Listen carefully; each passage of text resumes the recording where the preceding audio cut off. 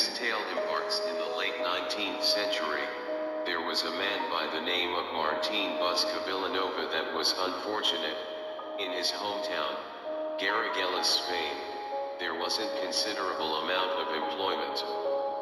Martin was often hungry and would from time to time not have a place to spend his nights.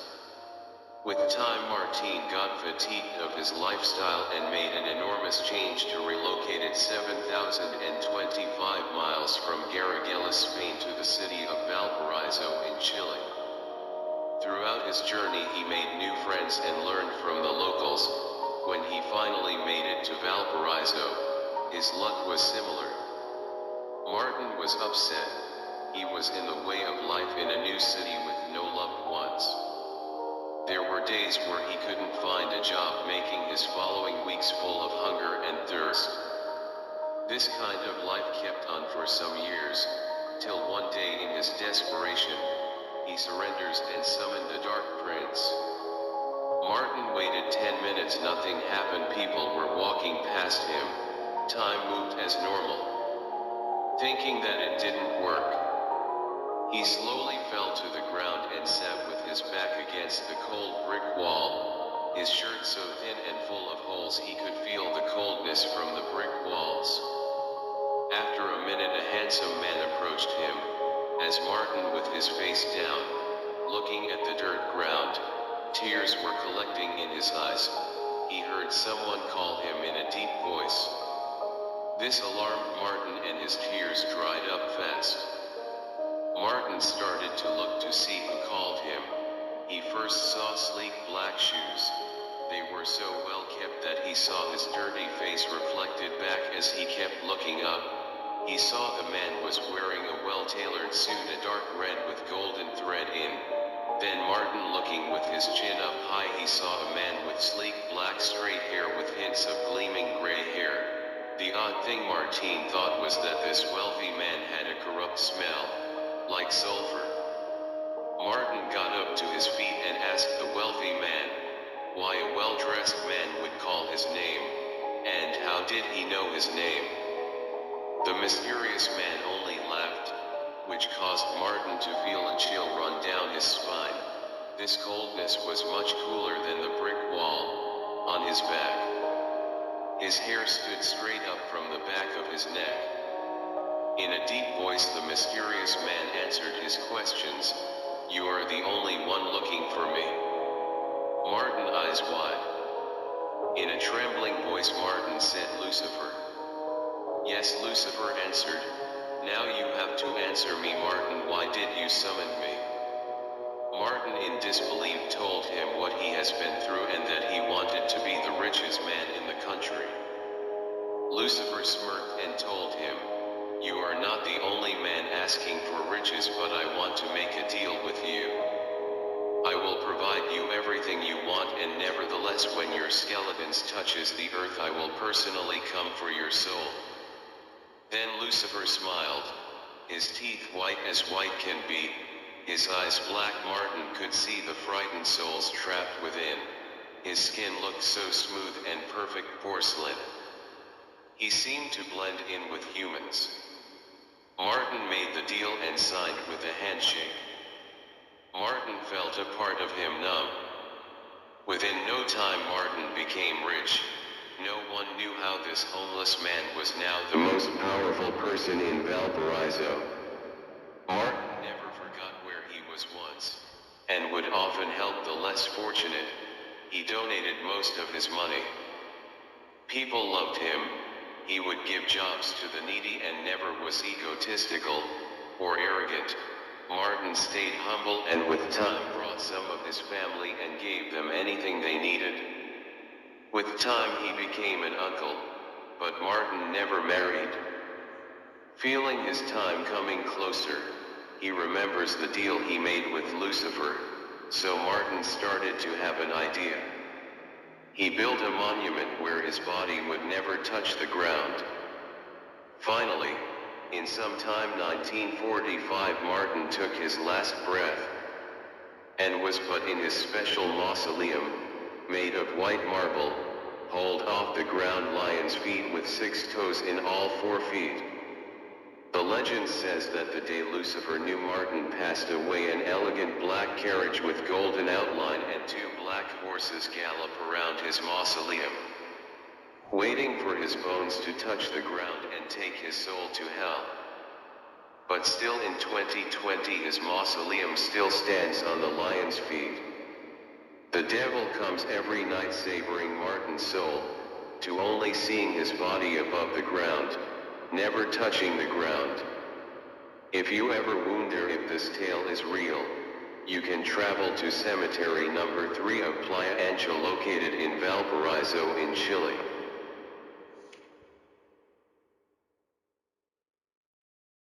In the 1900s there was a married couple, John and Anna. They seemed happy outside their home.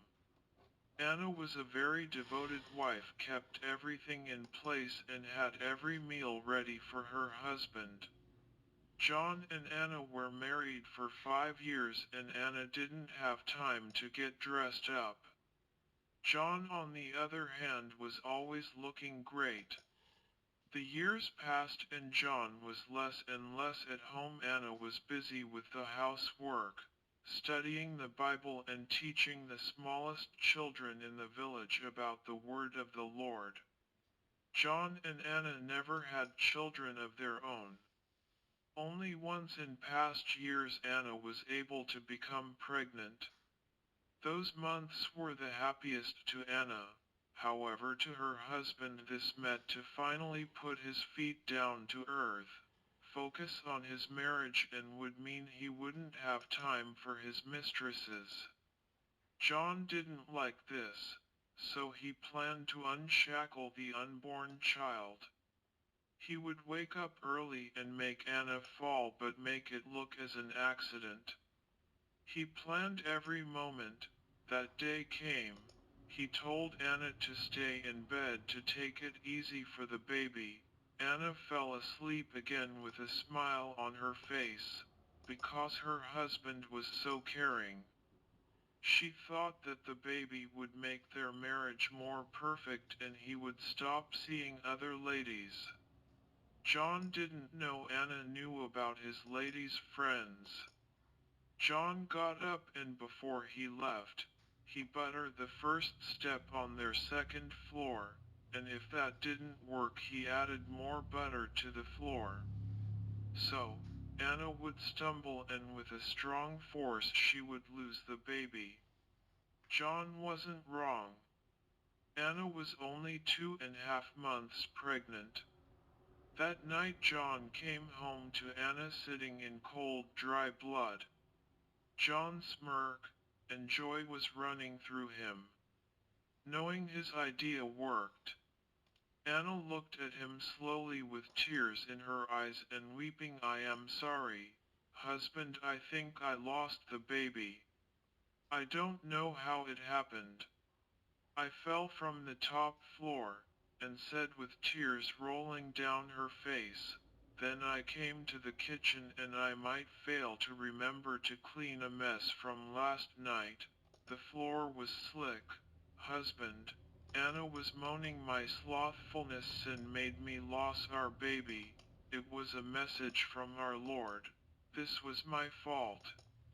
Anna thundered, "Please take me to the hospital. Maybe there is a chance our Lord would let me be a mother." John rushed to her and told her it was okay, they would go tomorrow. If the Lord wanted them to have the baby, there was no need to go tonight. She needed to get cleaned, rest and drink a warm tea. John rushed Anna to a warm bath while he prepared Anna's tea. He added black cohosh root and other herbs his mistress had given him. While in the bath John took the tea to Anna and made her drink it. Anna, still distraught, asked why. John only replied with, "It will make your pain less and calm you down, my beautiful wife." Anna took a sip and 10 minutes later she felt her whole body hot and a pain so strong she thought she was giving birth. Blood rushed out. Anna thought she was going to die.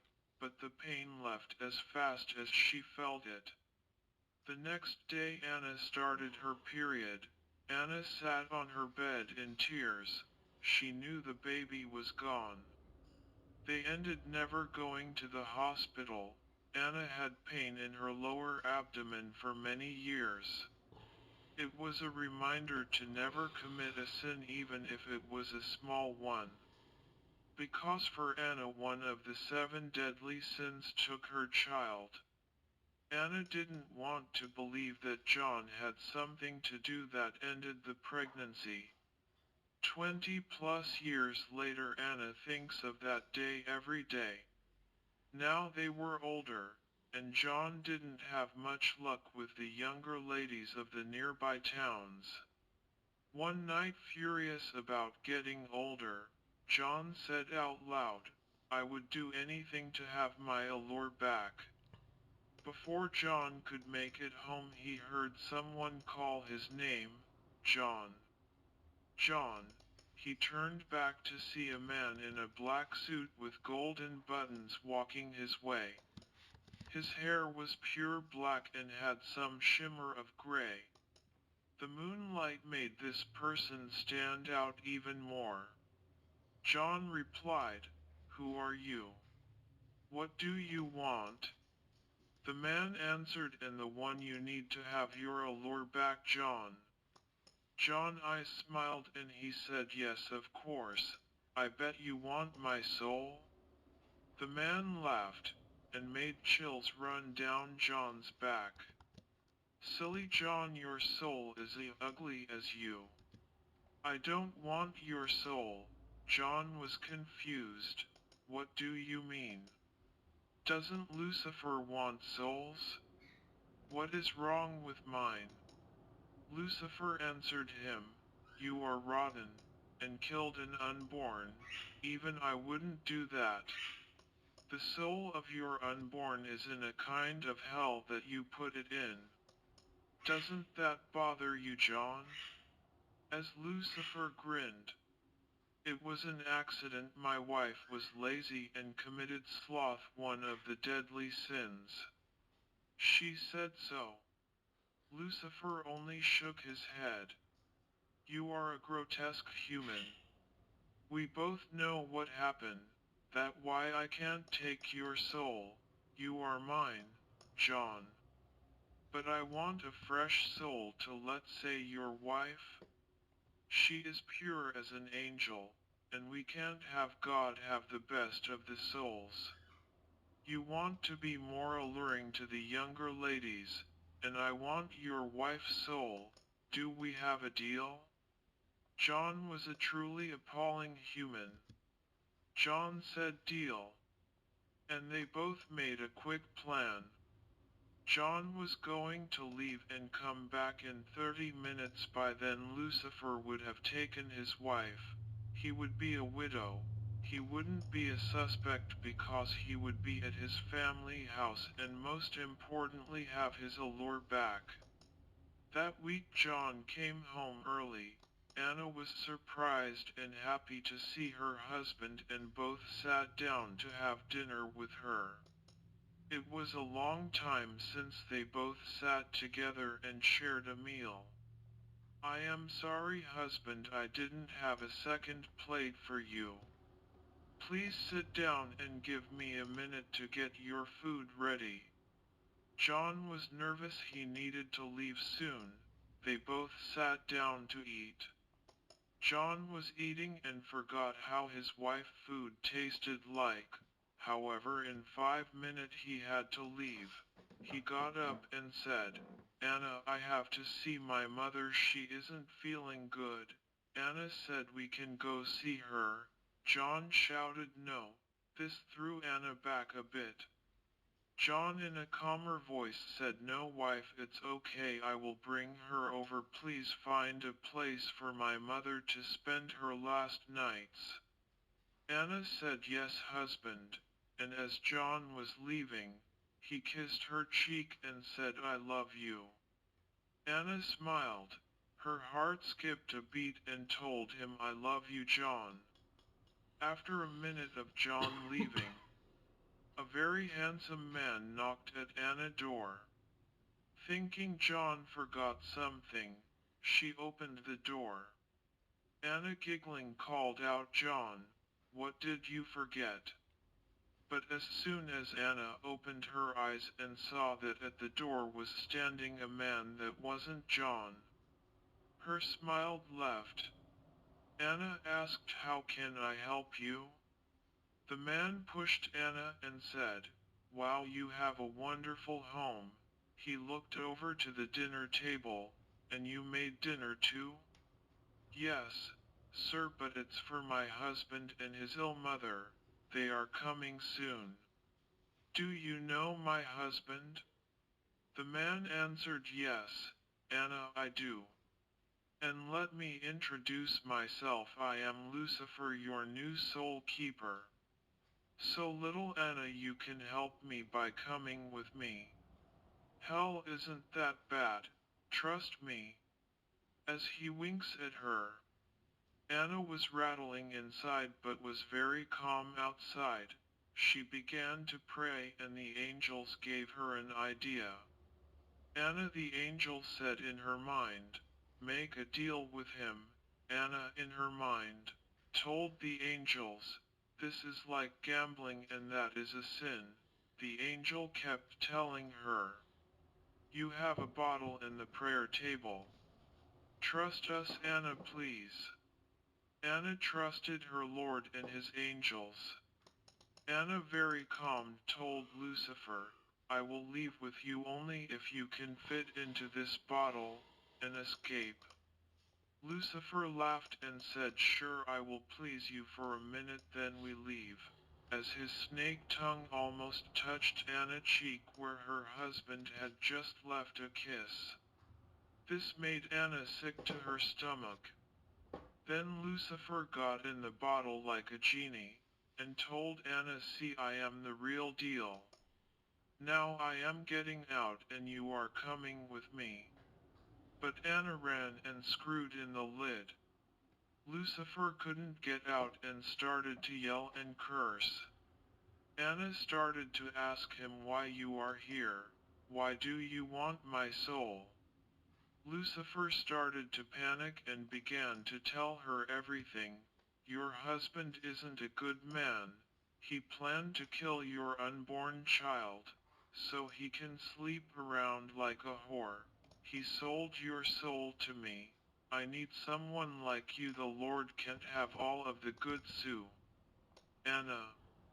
Let me out, Anna. Anna. Please let me go. I will leave without you."